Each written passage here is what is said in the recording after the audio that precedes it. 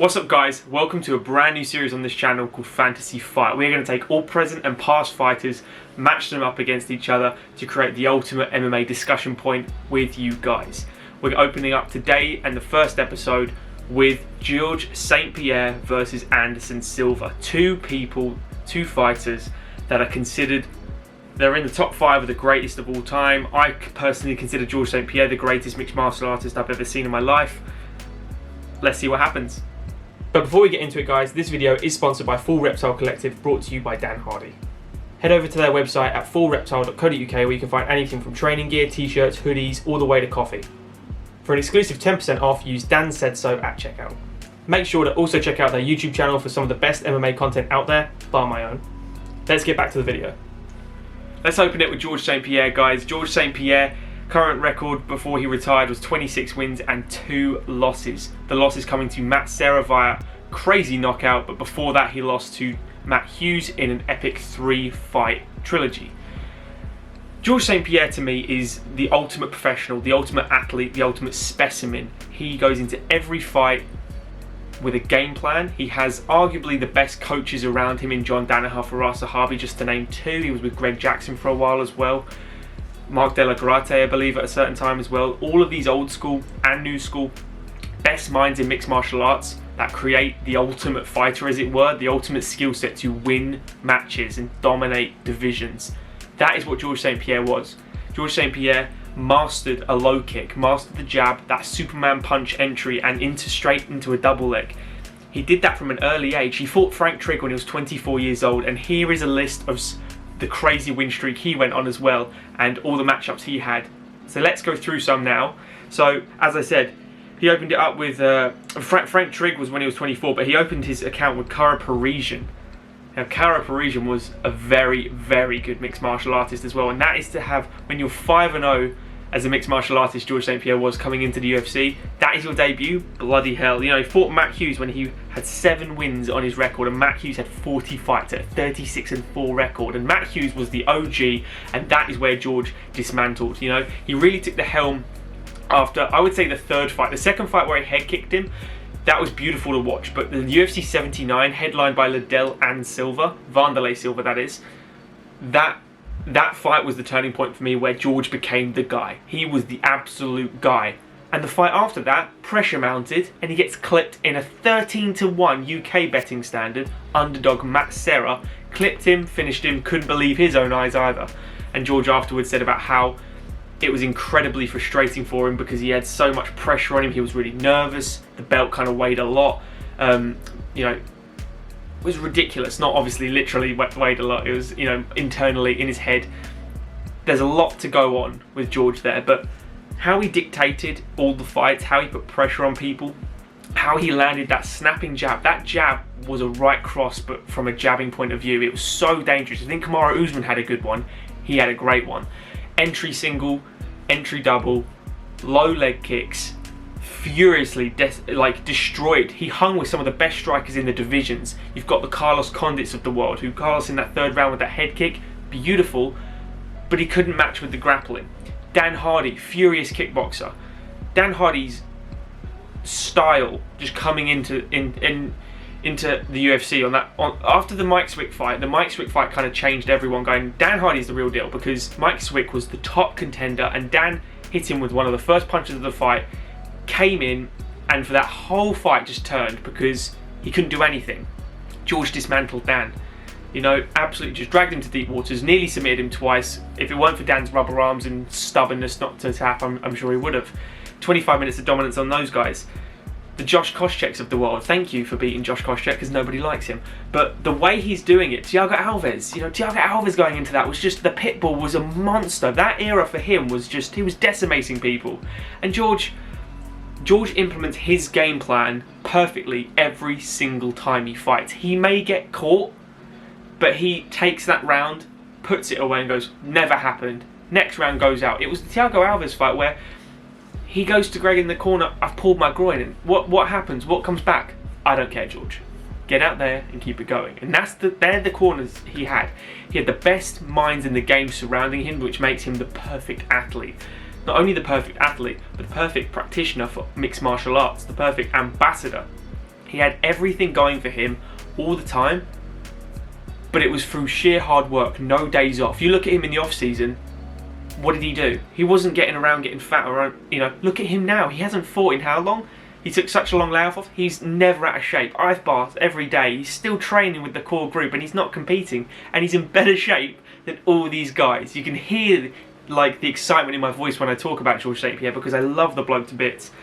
And the people he beat, the John Fitches of this world, someone that was such an enigma to solve. How do you beat someone that's just laying praise on you and doesn't look to necessarily hurt you so much, but just to grind out that decision? George wasn't the guy to just take you, double leg you down, sit and guard and hit you. He passed that guard. He just smoothly glided through your guard, into side control, into mount, grabbed these positions. And the main fight for me that I want to compare him to here is the Michael Bisping fight. The Michael Bisping fight is that one fight where you were like, is he outsized? He took a long layoff, he came back at middleweight, and he fought a guy that has very similar attributes to Anderson Silva. He's a phenomenal striker, not as dynamic or as creative, but we'll get into Anderson in a minute.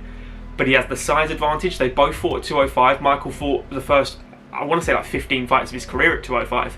The Cage Warriors days, 205, and Rashad Evans, 205, and then when he started, nomming on Burger King before the fights, I think he changed down to middleweight and went, you know what, I'm not doing enough, I can actually do more and get into the best shape of my life here. And then it started taking his career up. George St-Pierre had a real tough time with the size advantage of Michael Bisping, but he still managed to take him down, hold him down, and looked the size. He was so professional in how he made the weight. It wasn't good for him, but he did manage to do it. Alright guys, and let's talk about Anderson Silva. Now Anderson Silva for me is one of those guys where it's tainted. The end of his career has left a little sour taste in my mouth by going, why didn't you just retire earlier? Now, that's all, hindsight 101, but we're not talking about the whole careers, we're talking about the prime of their careers. If you're putting two people against each other in a fantasy matchup, you want to see the primes, right? So Anderson's record, now that he has retired from mixed martial arts, is 34-11. 23 knockouts, 3 subs and 8 decisions. He got knocked out / technical knockout 4 times, he got submitted twice, he got lost by decision 4 times, and other, which is, I'm assuming the other, which I read, is the Yushin Okami up kick, where he cracked Yushin Okami, but because Yushin was on his knees technically, this was before the UFC, it was a disqualification. You can maybe class the leg break as an other, but that's technically a TKO because Chris Weidman checked the leg kick and caused the damage. As I'm sure Uriah Hall doesn't want that as a disqualification or an other win when Chris did it to him. One thing to point out about Anderson before we talk about his career in the UFC is the savages he was fighting outside of the UFC as well. People like Lee Murray and Cage Rage.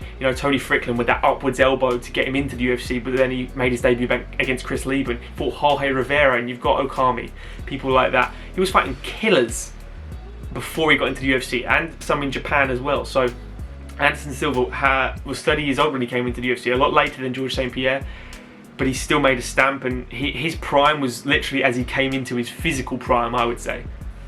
So let's take a look at Anderson Silva. Anderson Silva made his debut, as I said, against Chris Lieben, which was sub 1 minute, and he just decimated Chris Lieben. Chris Lieben, ridiculously tough guy, but no match for the striking of Anderson Silva. And he fought Rich Franklin after that for the belt. Rich Franklin was the Matt Hughes, essentially, of George St-Pierre. He was the guy dominating the division, but the thing is, Anderson had no problem with him. He was just too creative, too dynamic. He had his tie clinch, he found the weak spot. What he does for the first minute, Anderson, normally, other than Chris Lieben, is he downloads data.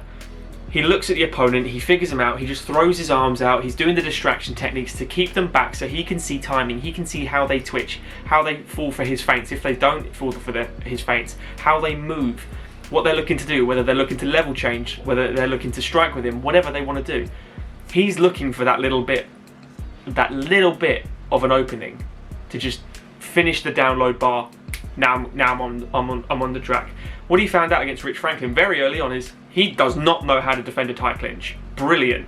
Plum clinches him up. The rest is history. The knees to the body that Rich Franklin was eating. As soon as he let go of that clinch, you watch the fight. Rich's hands just drop and he goes, Jesus. And then what happens? Bang, bang! And then he gets hit again. It's over for Rich. Rich was the man. He was in that 22-1 as a record going into that as the champion. No problem for Anderson. Anderson after that fights Travis Lutter. Now that technically doesn't count as a title defense because Travis Lutter missed weight, so it's technically a catchweight fight. Because it's a title fight, he weighed in at 186.5, came in very chubby, overweight.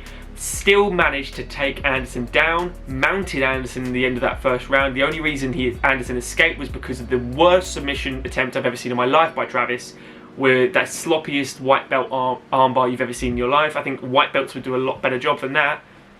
He then went on to fight the powerhouse Nate Marquardt, rematch against Rich Franklin, which went very well again. Dan Henderson went up in weight. James Irving caught the body kick, shut him down with one right hand. Patrick Cote, ACL blowout, obviously. Tyler Salitas, Forrest Griffin. The Forrest Griffin one, to me, is Neo from The Matrix. When someone says to me, what's the fight I should watch to get into MMA, I go watch Anderson Silva beat the shit out of Forrest Griffin. Because Forrest Griffin was everyone's favourite, everyone's underdog, very good mixed martial artist, tough as they come, and he just couldn't land a glove on Neo because Anderson turned into him from The Matrix. You know, he channeled his Keanu Reeves and absolutely just slipped everything. He knocked him down with a jab and Forrest was like, no more, you know. It was absolutely devastating.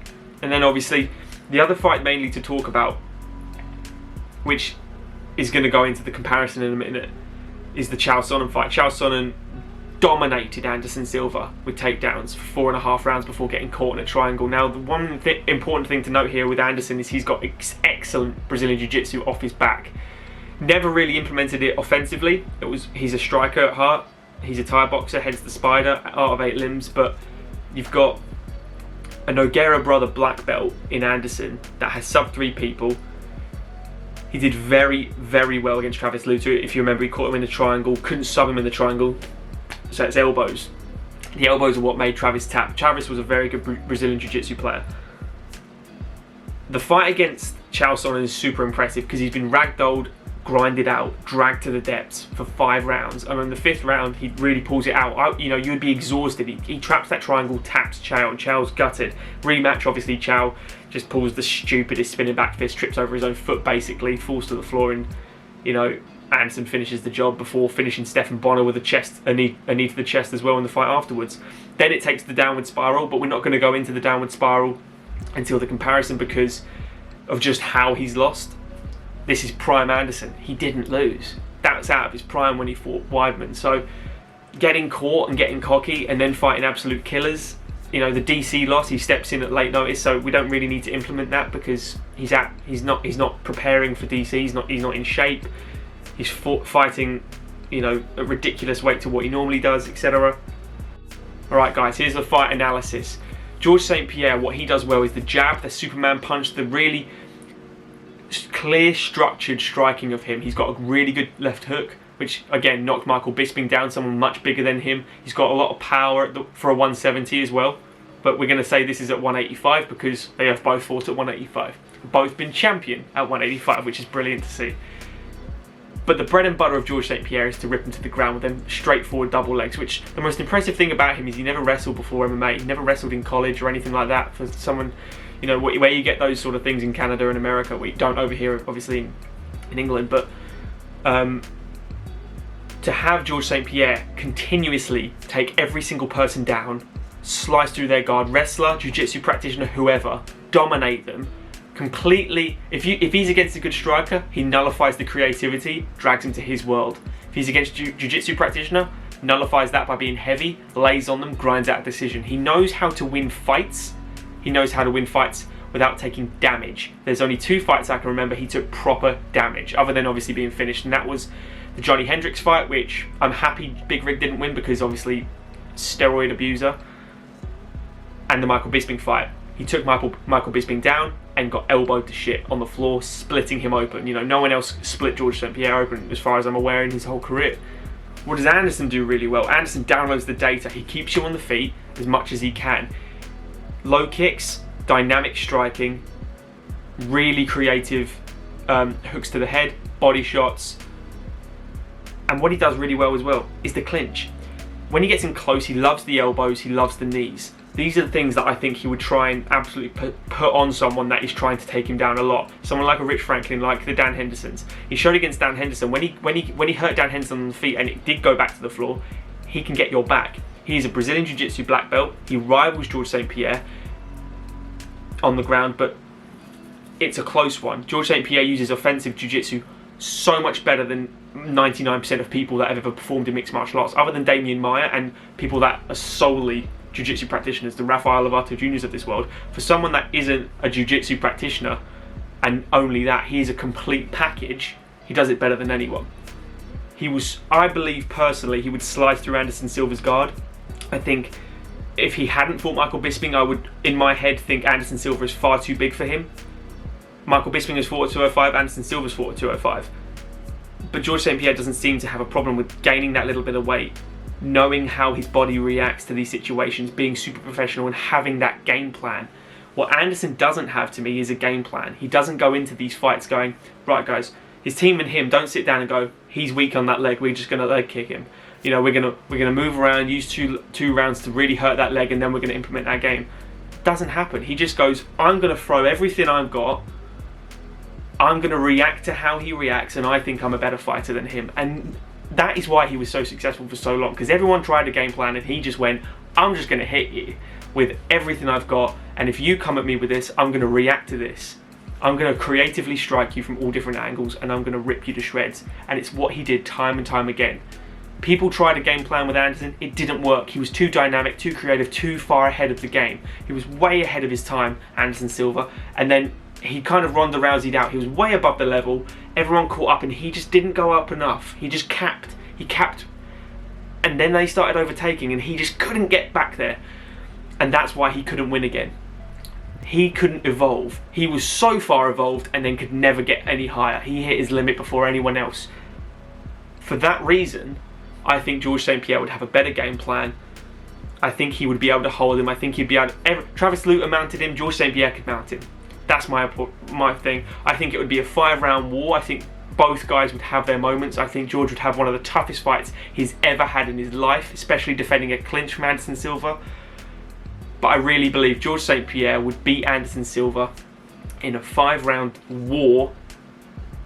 What do you guys reckon? Let me know, guys, what you thought of this video. Share it around, guys. Like, subscribe to the channel. Let me know in the comments who you think would win this fight, this fantasy fight, and who you would like to see next on the breakdown. Thank you so much for watching, guys. Share it around, guys, and we'll see you in the next one. Cheers all.